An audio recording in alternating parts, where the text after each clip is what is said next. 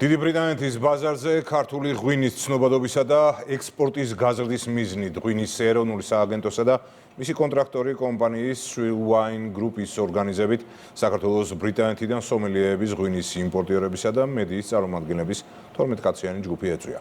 ბრიტანელმა სტუმრებმა ქართული ღვინის მწარმოებელი კომპანიები და მარნები ქართლში, იმერეთსა და რაჭაში დაათვალიერეს. სალომე შანშეაშვილი გიამბობთ.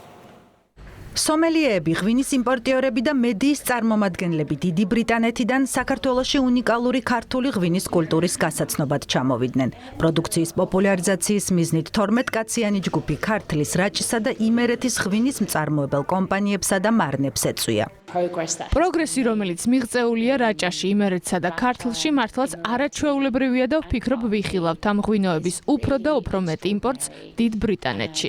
ვნახავთ, რომ საქართველოს ძალიან ძლიერ პოზიციას დაიკავებს. ეს ღვინოები სრულყოფილებაა.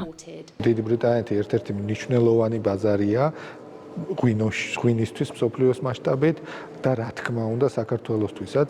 რეგიონებში ბრიტანელი სტუმრები გაეცნენ რთველის პროცესს, ღვინის დაყენების ადგილობრივ ტრადიციებსა და თანამედროვე ტექნოლოგიურ შესაძლებლობებს, შეხვდნენ ქართველ მეღვინეებსა და მევენახეებს.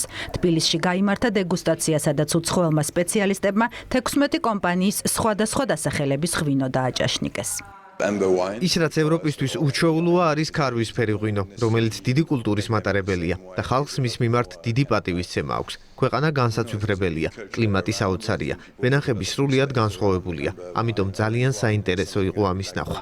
მოვისმინეთ მათგან ძალიან კარგი შეფასებები, რა ჩვენ დაგვეხმარება სამომავლოდ გავითვალისწინოთ და შექმნათ უნიკალური და დახვეწილი ახალი ღვინოები.